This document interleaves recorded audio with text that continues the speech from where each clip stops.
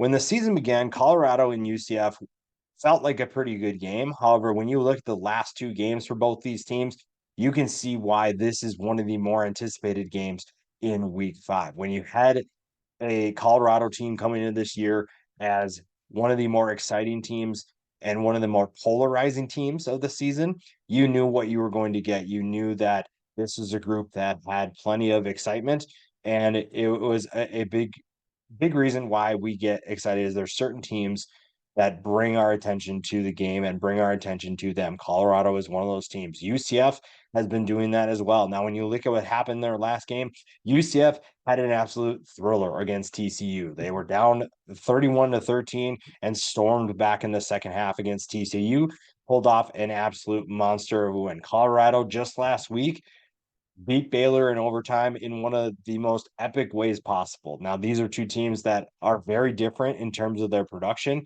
but it's still going to be fun to see what each of these teams can do. Colorado right now, kind of some of those similar struggles from 2023 are rearing their ugly head in 2024, which is unfortunate. But at the same time, you feel pretty good about certain other aspects that maybe have improved a little bit more than you might have anticipated. For the offense, it's going to be similar things from last year. You obviously see some improvements. However, you want to see a little bit more than what you've seen so far. The fact that this line is 14 points says a lot about how good UCF has looked, as well as those talks. It speaks to those limitations for Colorado. Now, they definitely have the ability to win this game. So even though they have those limitations, there are still plenty of things that Colorado can do very well. Now, this is the first meeting between these two teams, and that was really interesting to see, according to Winsipedia. So I think that you're looking at a very interesting game. Both teams are trying to figure out who the other is. It's pretty obvious, but it's going to be fun to see them figure things out, sort things out on the field. The burning question for Colorado is I think the one thing I have to worry about is can you protect Shadur Sanders a little bit better than you have? And yes, the offensive line is better. However, it can improve a lot more. And yes, you've seen flashes of how good it can be, but it does need to be better. There are levels to this game, and having a good game against Colorado State is not the same as playing against UCF. And UCF's defensive line has plenty of talent. Now, if Colorado's offensive line keeps Shadur upright, keeps him in the pocket, and lets him make plays, this offense is going to be a nightmare to stop. And UCF's definitely had its limitations against good passing teams. Go back to that TCU game. They were having a ton of trouble stopping guys like Savion Williams, stopping Jack Bech, stopping JP Richardson. They had plenty of trouble. So it's not that UCF is invincible by any means, but there are ways to slow down Colorado. But if that offensive line is up to the task, they are in good hands. Now, the question for UCF is going to be how do you avoid a slow start? I think when you look at the TCU game, it wasn't that they were ever worried, but it was kind of closer than you probably wanted it to be if you were a UCF fan. You did not want that comeback to happen or it be required, I should say, because you feel like you have the talent to make that a little bit more of an easier win. So that's something that you have to avoid. You cannot get off, especially against Colorado. You cannot get off to a slow start. That just simply cannot happen. And it needs to be a better showing in this game because when you look at what Colorado is capable of doing, you're looking at an offense that has the potential to score in a hurry. You have the ability to move the ball down the field very fast. We've seen that so far this year. And UCF is not a team that is built to make those sorts of comebacks against teams that are scoring on a consistent basis. Obviously, the TCU game, they've proved that they can do that, but they also stepped up in a big way defensively as well. So that's one thing I would say they need to avoid in this game is how do you avoid a slow start? Because ultimately slow starts are going to catch up to you. So you're going to have to figure out ways to avoid doing that going forward. Now, the matchup to watch, there's lots of matchups to watch. We'll talk about a couple here. The first one, the very obvious one, Travis Hunter versus Kobe Hudson. Now, when you go back and watch the TCU game, Kobe Hudson ate TCU's secondary for lunch. He was absolutely torching to Travis Broughton and anybody else in his way. And that last touchdown that he scored, the go-ahead touchdown, was absolutely incredible. His ability to get off the line of scrimmage relatively untouched and to create separation and honestly get behind defensive backs is going to be a really fun thing to watch. The problem is that he's going against one of the best corners, if not the best corner in college football, in Travis Hunter. So getting open, it's going to come down to the details. It's going to come down to certain little things that you need to figure out. And right now, it's going to be a matchup of a Ken Hunter exceed against expectations against Hudson, or is Hudson going to find ways to get open a little bit more than expected? That is ultimately a big time matchup. The offensive line versus for Colorado against UCF's defensive line. That's another matchup to keep an eye on. The quarterbacks going against each other. There are a lot of matchups to watch, and some of the players that we'll talk about are going to give you evidence why it's really exciting to watch these two teams because you have some good players. It's just a matter of which one of them can beat the other. Now, I will say, while Kobe Hudson was obviously phenomenal last game for them, it was a team that was relying on the rushing attack to get them back in the game. Now, yes, Kobe Hudson has been an absolute monster for UCF, but they are going to want to run the football. That has been their priority since day one, and it's not surprising with Gus Malzahn running the show. That being said, they have a good complement with Hudson. The biggest question is going to be if Travis Hunter is able to slow him down or shut him down, who else is going to step up? Rushing attack, maybe they just rely more on the rushing attack. When you have KJ Jefferson and RJ Harvey in the backfield as well as Penny Boone, you feel like you're in pretty good hands. That offensive line has done a really good job, and they are going to have their hands full with what is a better Colorado defensive line. So that's going to be a battle up front. So maybe the rushing attack needs a little bit of time to get going. That's where the passing attack needs to step up. But if Kobe Hudson is not available, then what? What is going to be the backup plan?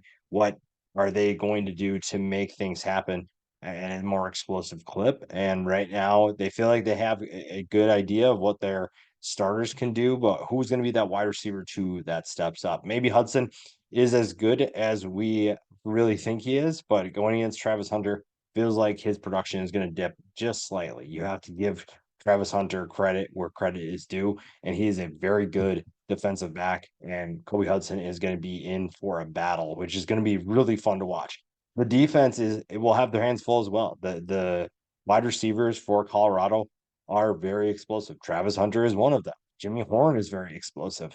Even guys like Will Shepherd need to be accounted for. So guys like Malcolm Williams, who've played well so far, are going to have their hands full. And there were times against TCU where this secondary looked lost in a way, and that's going to be tough if you're going to replicate that against Colorado. And part of that is going to be getting to the quarterback. If you're able to do that, you limit how much time your defense has to cover. But we saw that against TCU. They didn't get to the quarterback, and this secondary struggled at times. So if that continues, that's where this is going to get really interesting and a little bit dicey for UCF. DeShone Pace is a very interesting player in this game, specifically because he is such a versatile weapon that can be utilized all over the field. He is someone who can cover in space. He can also make life difficult for Shedeur Sanders, and it's going to be fun to see what he can do. Obviously, the defensive line has to do its part, but you also have plenty of players in the back end that will make life difficult.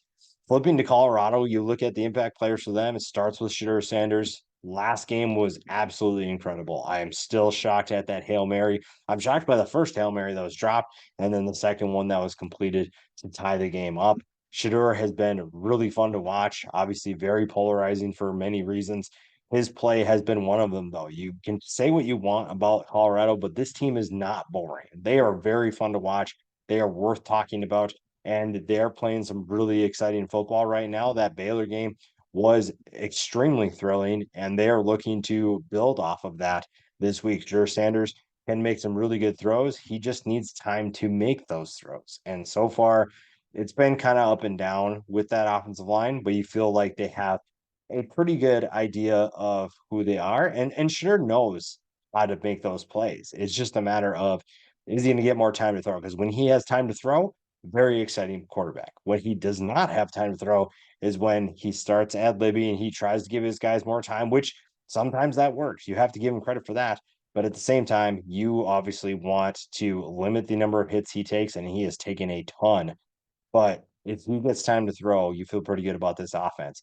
Travis Hunter is one of his favorite targets, and if you go back and watch the film, it is pretty obvious why Travis Hunter is one of his favorite targets. Hunter is phenomenal. He is so good at making plays on offense and defense, and he will continue doing that until somebody stops him. Jimmy Horn is very explosive, can be an electric playmaker for this team. It's just a matter of getting him open. Hunter will be an impact player on the defense, though the cornerback position, maybe not as much of a need against UCF's offense. But again, we just talked about Kobe Hudson, what he's capable of doing. That's going to be tough. DJ McKinney is going to have his hands full if he has to face Hudson too. But having Travis Hunter and DJ McKinney, you feel like you're in good hands. But it's going to be the defensive line and the linebackers that have to step up even more. Deion Hayes is set to have a big time matchup against that UCF offensive line. And it's not only getting to the quarterback, it's going to be more of those tackles for loss, finding ways to stop this rushing attack because UCF wants to pound the rock as much as possible. And if you can't stop that run, they don't need to go to the pass. So the Kobe Hudson, Travis Hunter matchup may not be a thing if UCF is running the football as well as they can. That defensive line is going to have to step up. And we've seen that at times, I think. So you definitely have the ability to do that. When you look at this game overall, you feel like you're in good hands on both sides. You feel like you have the right players in place, and it's just a matter of who is going to make more plays. There's obviously concerns on both sides. There's also a ton of excitement in terms of explosive players. Colorado has to prove that they can move on from last week. Yes, that was very exciting, but you need to move on. That game is in the past. It does not apply to this game. You have to regroup, figure out what you need to do better, find ways to fix some of your mistakes, and build on what things you did really well. Travis Hunter and Shadur Sanders will get that group right, and they're going to prepare them for a UCF team that is very good. The problem is that there's a reason why UCF is favored. Now, 14 points feels like a lot, but UCF also looks like a more stable team. And simply the points per game even show that. Now, granted, you have different levels of competition, but UCF, when you've watched the film, looks like the less volatile team. That's a team that is more put together, that is a team more balanced. And to me, that's a team that's going to win. If you're able to run the football, protect your quarterback, which those two things, when you say that, UCF has done really well. And when you say that, you look at Colorado and you think they can do that well, but are they going to be able to do that consistently?